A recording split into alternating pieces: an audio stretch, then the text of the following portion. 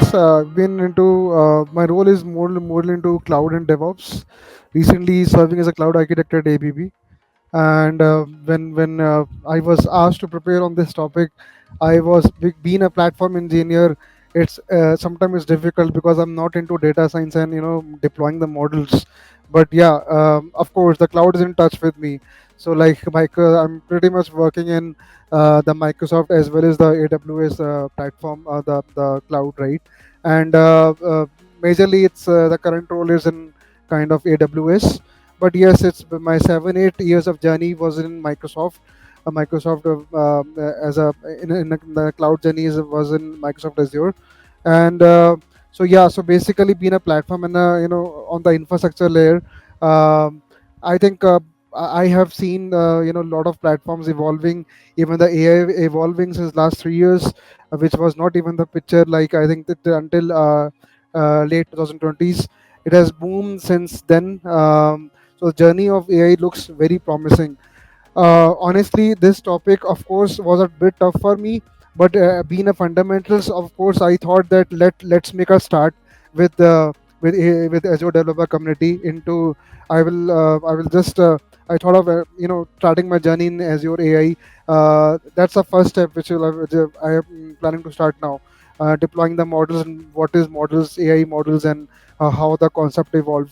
Uh, this is this for this session focuses on the fundamentals. I would stick to the some layman terms, not going to the very advanced terminologies. Some of the best practices we will go through. Of course, I will show the agenda after this. So that is where it's like so. My previous session was mostly into the infrastructure, cloud, and DevOps. Of course, this is a new platform for me, AI, and I will try my best of uh, you know um, uh, conveying some of the basic things so that you can it can maybe also help. I also saw that there's a AI 900, right, for the AI 900 for the fundamentals of the AI. AZ, there's a 900 code, specifically focusing on the preparing of the fundamentals of AI. While so it is very important for us to understand what is AI. This looks this looks like the agenda, right? And what is AI, how the AI model looks like, best practices of deploying, and the type of models, examples of the models we will just go through. And just before I start the session, just hold on.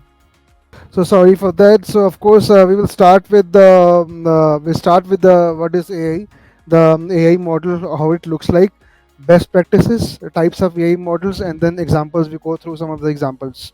So while all of this content you can also find in the fundamentals and of the AZ900, but I have just tried to capture the things from the other sources, the internet, and of course through the OpenAI, right? And I've just and of course some of the my studies as well, like which I am been recently I've started reading a lot about the AI models, and I have worked for the platform like in data engineering. Not have specifically developed any models like data scientists do, but of course I do have knowledge of ETL, ATL, and all those things because I've designed the infrastructure for the data engineering as well. So when it comes to the AI, like what is AI, we'll just go through what is AI and then the models, the best practice of deploying the AI models, type of AI, and examples. Well, honestly speaking, like the one more disclaimer I want to make when speaking about AI, right? It was again one more difficult topic was my thought process was it was difficult to prepare for one particular platform, which is Microsoft. Of course, AZ Dev, of course, focused on the Microsoft. But yes, it's because when you say AI, if you see read anywhere AI, artificial intelligence, right, which has different type of forms, which we will go through, like the speech AI, textual AI, and it is like we will go through the use case scenario. It is very difficult to say that it is been like specific to one cloud. Of course we have services like cognitive, Azure cognitive services, Azure Open Studio and Open AI. But the problem with that is like it is the license given to, for example, the Open Studio, right? The Azure Open AI Studio license is given to the organization level itself. Otherwise I could have given some prepared for small demo as well. With a personal subscription, it's very difficult to get that license. But of course, we'll just try to uh, sum this up with while the flights mostly was related to is related to theory, and it's difficult to focus on related AI to only Azure. It can be so the models you should design, or you should prepare the AI, whatever the models you are preparing for anything like the AI textual or the speech generation or the cognitive abilities. Of course, it is helping a lot in the today is helping a lot in the disability sector. It is for the speech disability, and for the hearing and impairment disability, and even the neurological disabilities. AI is been boom.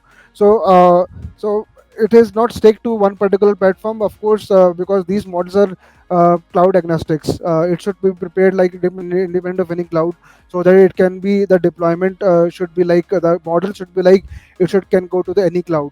So this is how. And even if you read the definition of AI, it is not the when the concept was introduced, it was not introduced to one of the one platform. But as the time evolved, of course there are different like offerings, like which I said, the cognitive services in Azure and the Open Studio in Azure. So of course there are different deployment models which are going on.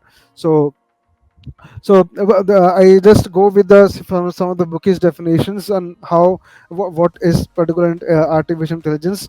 It refers to the simulation of the human intelligence, right, on the machine that are programmed to think and learn like humans. Uh, like as I said, like it's more on the basically what you say, the thinking and logical. You have to basically think, or it's think like the human machines. It's like the but it's far away.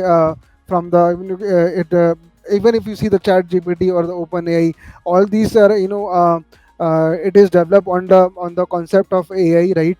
And this is what based on the training of the models. So the more and more you train a model or a data set, the more and more accurate it will become. That's how AI behaves. So it's the same thing.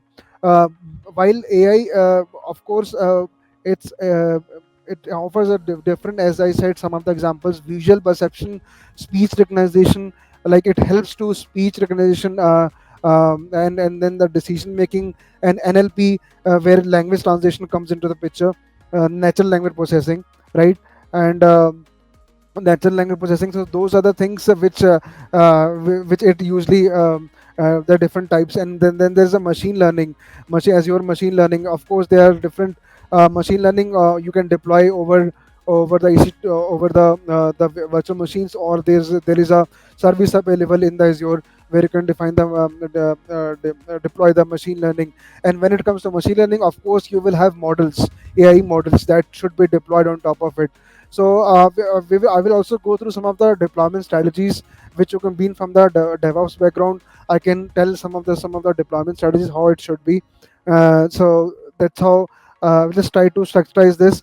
Of course, this session mostly on a theoretical part, because um uh, honestly, because that's why I started with the fundamentals, because this also begins my journey into the AI with Microsoft. Um so this is the some of the visual speech decision making, language transition like NLP.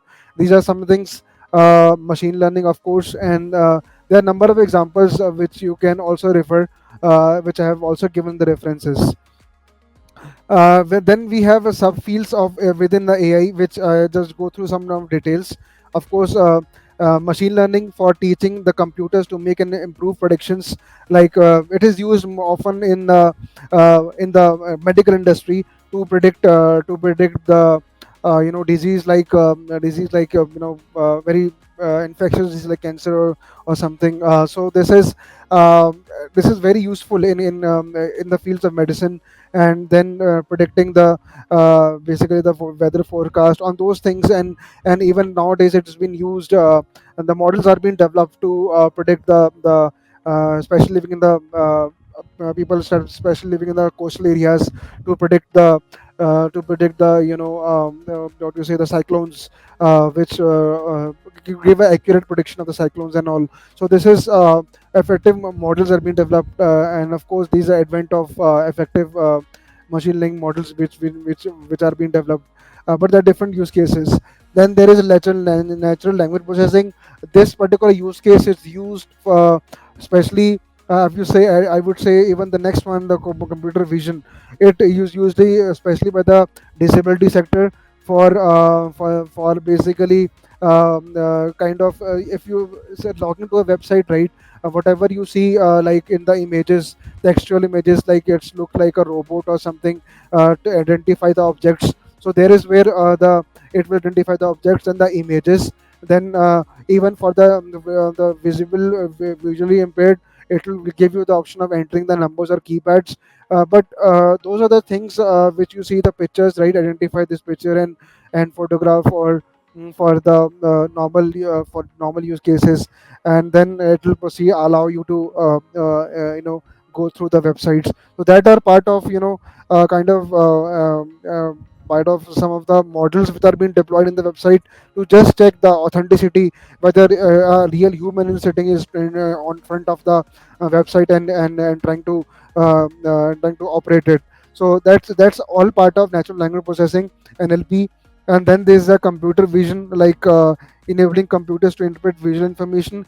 And then the most important fields nowadays, you see the robotic, the surgery in the medical field as well, the surgery of the knee replacement surgery.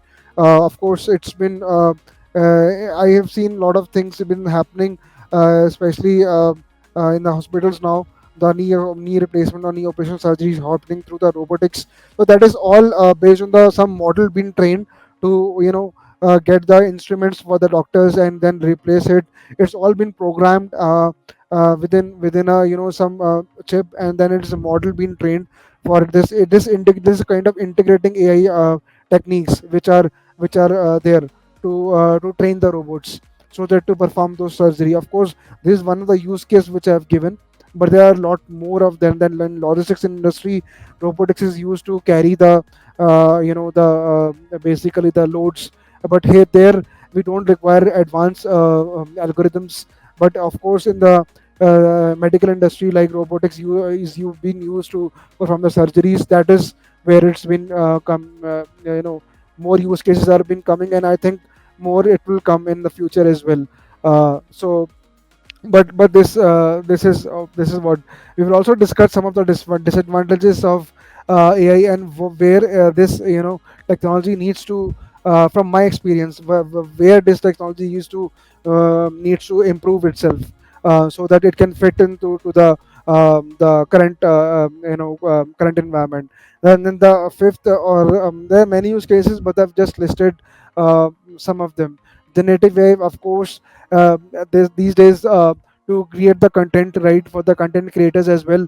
It has the capability to write even your I was very happy to use this, like for generating the resumes, right? You can create your resumes and create the original content. It can convert to a variety of formats using natural languages, image code. So you give the original content or whatever it is, it so it will kind of eliminate the process of having a you can't eliminate the process of copyrights, right?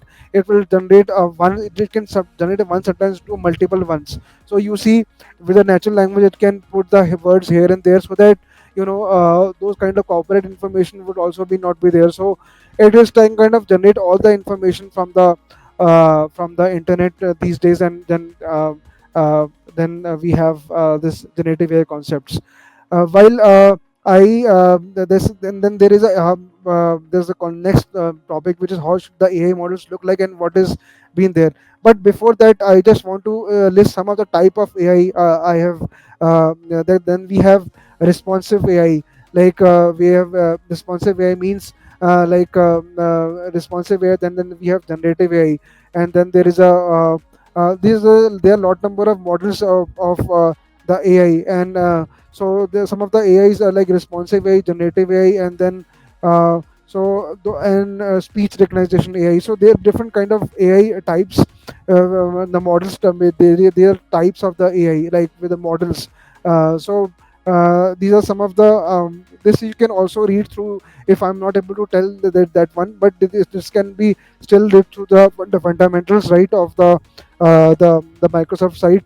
What the type of, if it's not given, I would suggest to have a more study on around it, like how the different AI model, how the different types of AI would look like. So then I was not able to capture that topic, but since from the deployment background as well, I'd see that one thing which I've seen, that is like sometimes we create a model, just a so common based on experience, we create a model that is very overrated, means either it's underfitted or very overfitted, means like it is basically it's predicting more than what it is required. And sometimes when it is, when you put the requirement more than it is required, then it generally ends up in a blender. So you should the model should look should be not overfitted and not underfitted as well. Like it should be able to accurately predict, and it should basically generate the value for your organization. And because it is often see that with the cost which you have to run, like creating a model is fine, but when I have to deploy this thing into the cognitive or something, some cloud Azure or something, then you need to maintain the cost as well. So model should be designed in such a way that it's not over predicting or over utilizing the CPU, because it will then increase your cost as well. So it should be able to accurately predict, so it should be kind of add some customer value to the customer, so that accurate things can be predicted based on the predictability of the model. So how this can be achieved, this can be achieved through the accuracy and performance. So the models, of course, as I said, should be whenever you make a model, of course I'm not a data scientist, but when you make a model, right, it should accurate prediction is not necessary, but at least if you make a model which is at least 70 to 80% achievable, then I think you are good to go with testings and deploying that model your data set to your infrastructure. So this is, and which will make your environment more robust and consistent. So this is what accuracy and performance, this is one of the parameters there. However, there are, if you read about it, there are a lot of parameters that one AI model should stand when it comes to the performance in the production workloads. But these are some of the two, three, four things which I've written are primary. Without this, I think you can't proceed. One is of course the overfitted and underfitted concept, and then accuracy, performance. Then third comes transparency and explanatory. Often I've seen that the model which are being deployed are not so customers are not able to make any value out of that. So even if the model for predicting that like how many uh, the decision making capability, like for example, when you see these days the T20 World Cup which is happening. So so basically it gather the information like about the the user content, whether this team should be able to would be able to win the toss, and then Cricinfo is offering that one. Like this kind of testing is kind of getting the input from the user. But sometimes transparency is not been maintained. Like there's no full clarity how the models, for example, I was there in that AI AI actually there.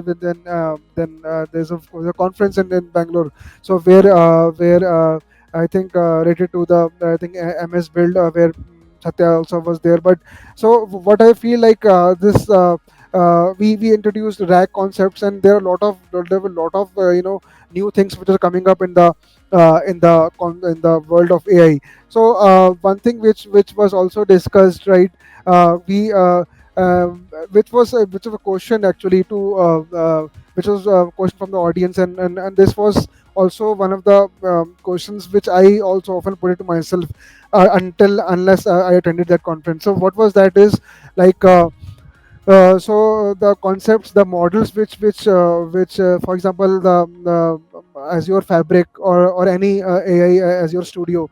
So the main question which was that is like how Azure or Microsoft is training the model. Is it kind of taking the customer data to train the model, or they have or their own data sets to train the model? That was a very interesting one. And then this was the answer like from the developer community or from the cloud advocacy team of the Microsoft, that see no data the models which are being developed right now in Microsoft or any cloud vendor right now, especially spoken on Azure, they are not being trained taking the customer data. It is being trained based on their own data set, which they Microsoft develops according to a different use case. For medical sector, different one, and for and this they collect from the websites and all those things, and so those and the consumer behavior, for example shopping in a Flipkart, shopping in a Flipkart or something relevant, right? And then some e-commerce shopping in some there. So these kind of data is being collected, the patterns, it's because you sees the consumer behavior, and this is where the models are being trained. And but this is not necessarily taking the customer data. So this is how the transparency is made. I like this particular thing, like when we attended that conference, this openly when the Microsoft is saying that we are not storing the Microsoft data, the customer data. So this is good. This is good means that our the transparency and the explainability of a particular data is being maintained. And even the privacy issues are being addressed. So that is where it's good to know that one. So this goods give a good confidence to the stakeholders as well when they invest in your in your idea. So this is good. So this is where the transparency and explainability. Your data should this is the transparency part. Explainability. Your data should explain the consumer behavior, and then it should make a decision. So this is how this looks like. So this recollected one instance which I want to explain in this particular session. Then of course this is the very important one which I think ethical consideration, which I think been in the the government agencies are been also been focusing on this ethical consideration. So while AI is good, but we should also be generating the content. It should take care of the the generation content which is used to generate the hate speeches, or privacy should be maintained. So this is one of the thing like there should be some kind of filtering should that needs still needs to be done, or how it should be used. So this was also one of the conference where the government highlighted that we should have some filtration in this. So this is very good. Even the AI coming up with the good models, so they can prevent those privacy and content on what is generated and what is being there. So this is also one of the sensitive part we should take when we are designing the models for the AI. And this is comes under the ethical consideration. And also of course, and as I gave the last example, it should respect the user privacy and handle the personal PII data with a compliance which is related to the regulation and laws of the particular country or particular product. So this was how the this some of the three four consideration how the AI model should look like: accuracy, performance, overfitting versus underfitting, transparency and explainability, ethical consideration. These are not this is not limited to, but these are some of the design consideration how it should look like while designing it. Now comes the deployment part. Now comes out like how should the and here I think I can speak a lot, because of course this is my area. Like deploying AI models, like you can basically have a good version control and git version control to store your data code and the code model artifacts, and the model development and training, like your data quality when you're training the data set, right, and the preparation for that should be clean, relevant, and kind of represent the problem which you're trying to solve. So this is one of the model development, and then training is like storing all these artifacts in a one location, which is git for the version control, and model artifacts, which you can also find some of the models in the internet with the GitHub repositories. um, and there's more concept, there are more things which I've related. One thing which I have not written is like best practice of deploying AI model. See, which I spoke in the beginning, the AI model which you are developing, right, it was always should be cloud agnostics. Means it should not be, when you are you are creating, of course the models are you which you are creating should be able to fit in to any cloud. It should not be pertaining to one particular cloud. And also the second thing, most important things, you should be also open to when you are defining because of course no one is perfect in defining the model. You are referring to one or more open source repositories, so be open to the open source repositories and open source code tool, but the open source code, but be assured of the security and safety of what you are using and the license of what you are using.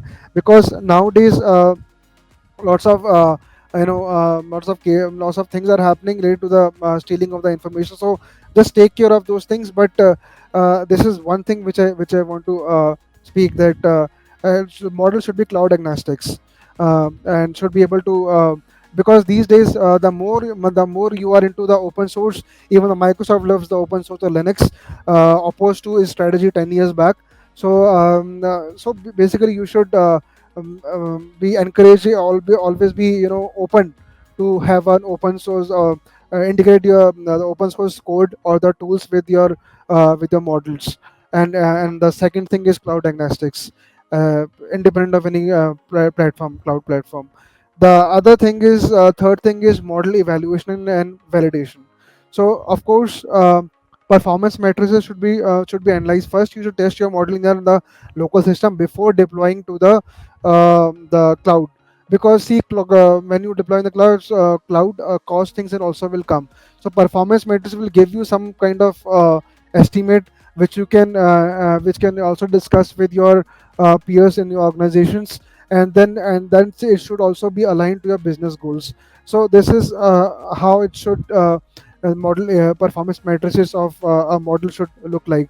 And the performance here is like it should be bias and fairs, and fairness. Means evaluate the model for bias, and ensure fair across deploying these models in the geographical groups. So this is good enough to start with. And then comes I think the model deployment strategy. So see, your model whenever you're deploying, it should be scalable enough. It should be kind of generating with a Kubernetes or using the Docker should be able to containerize and then should be using the latest technology tech stack like Kubernetes or AWS SageMaker to handle varying workloads. And then of course there is a containerization, which should be there to for the Docker to ensure that consistent deployment is there. Then we have, of course, the model should be integrated well with the API and microservices, to facilitate easy integration with the system. This is what I said. It should be kind of flexibility should be there. Like, and these days we have flexibility of writing the infrastructure as code using Terraform or Pulumi. So those kind of things. So similarly, you should be able to deploy your models into integrate into should be able to integrate to a API that can eventually fit into the microservice architecture, and then easily able to integrate with the other systems. So this is where it looks like. But this is not it. Maybe I'm not able to cover all things in the slides, but yes, I do have some points to make here. Like Recently I was just going through some of the articles in and kind of open source, right? Open source for you. So it's a very good article of deploying, of having that multi-cloud strategy, of how you define your multi-cloud strategy, like how your model should be developed to fit into the should be able to deploy to the multiple clouds, and rather than sticking to the one cloud. So so benefit of doing is, right, benefit of multi-cloud architecture with this distributed workflow leveraging open source is like you can so this is, I think, which is something which I can show in the which very interesting article which I said in the this benefit of the of multi architecture with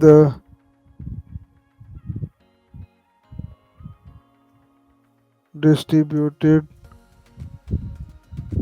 workflow.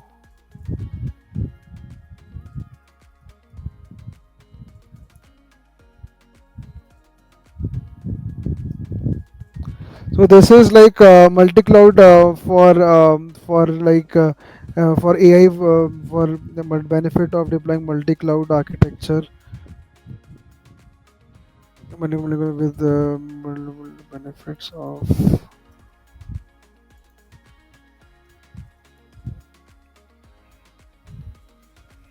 So this is like where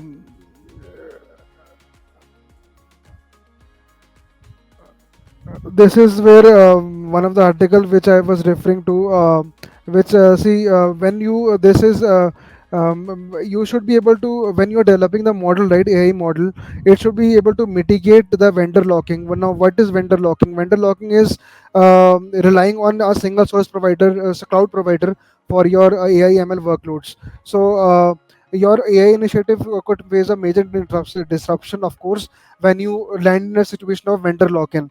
So this is what I'm trying was trying to explain. It should always best practices. This is the, so today's topic which I want to focus more on the AI rather than sticking to one particular thing. So even so this is what if you try to mitigate this vendor lock-in, you can leverage while sitting on the Microsoft, you can leverage the other vendors of the cloud as well, which is offering the same kind of things. But you can this is where uh, if you design a proper strategy for deploying your AI models, you can avoid the risk of vendor lock-in. You don't have to depend on one particular cloud for deploying your workloads. So then you have breed number of choices.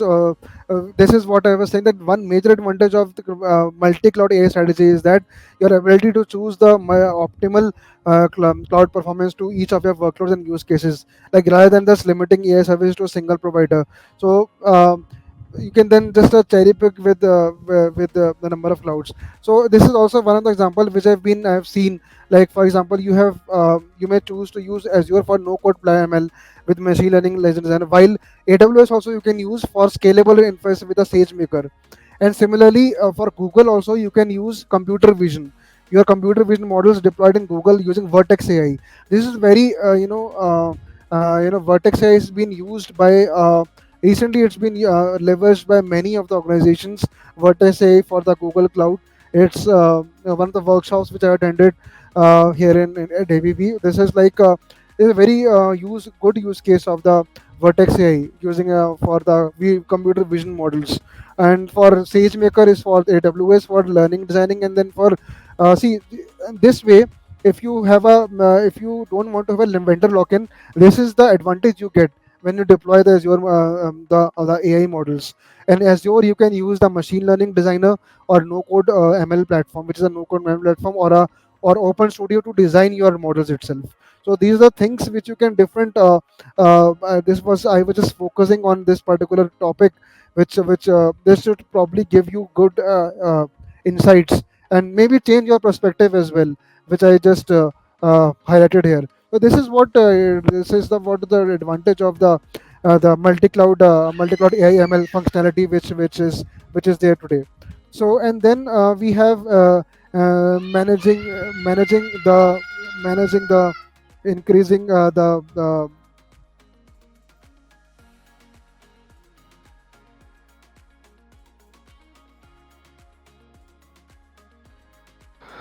sorry for that brief, interruption.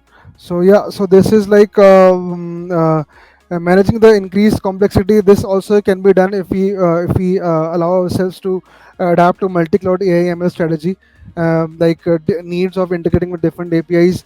Then of course monitoring also becomes easy. Grafana and Prometheus, which you can use out of the box functionalities. Again, this is where open source come into the picture, which you can also integrate these kind of Prometheus, Grafana, and these kind of monitoring tools you can use to monitor your how your AI models are behaving in the production workloads. So this flexibility will also be given if you will integrate the open source cloud agnostics and avoid the situation of vendor lock-in. So this is the one of the few things which I want to speak about on, and then of course then you can also refer to the data security privacy concerns that is also there, but this where I think you can use this one to kind of I can just paste here reference for the audience here, and then based on the references, I think this is the stick to the Microsoft speaking about how Microsoft AI fundamentals. How can you can read about this one applicable to data scientist and whosoever is running on the beginning of the journey in the Azure machine learning.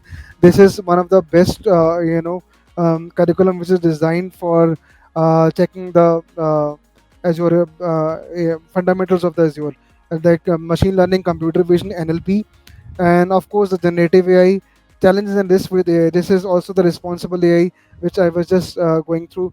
So, but the one thing which is there is like this AI is not even helping people like us, but it is also helping the people with disabilities to to make the technology more accessible. This is where Microsoft is working towards the and not even Microsoft. I think every cloud vendor today is working to give this technology more in hands of the consumer consumer behavior and reading about those. So I think accessibility like fundamentals is also like it is also giving one of the good accessible like build accessible SharePoint sites. So this is where you also helping the accessibility industry as well. The person with disabilities like designing the website for principle and guidelines. So and like assistive technologies. This is where very good use cases I see for the accessibility fundamentals, which also covered as part of this AI. Like then recently, common barriers and accessibility needs. This is where and how this different, and then this is fundamental AI concept is just a sub module. But if you see, lot of things are being now with the help of AI, lot of things have been introduced which was not there before, and lot of things Microsoft is also doing in getting the accessibility of the website, or how the best designing, how the creating the accessible, how the content should be accessible. This is also one of the thing where Microsoft is also working and along with the other vendors as well. So this is the second one which you can just refer. Third, of course, this is the training, the pointing to the fundamentals of the Azure, which you can use for learning, clearing or AI concepts. This is just a path, but there are more part of under it. Like this is just for the Azure Microsoft AI. So when you search about Microsoft AI, there are a lot of things which are coming on, like Azure fundamentals, like for AI fundamentals and fundamentals generative AI. So these are a lot of things which are coming up and offerings from the Microsoft. Uh, I think, and then there is different concept for the introduction to Azure AI Studio as well. So this is where it is. Designing the prerequisites and creating the AI Studio. Of course, maybe I can take this separately as your AI Studio in some different session. This session is focused only on the fundamentals. So I think that's it.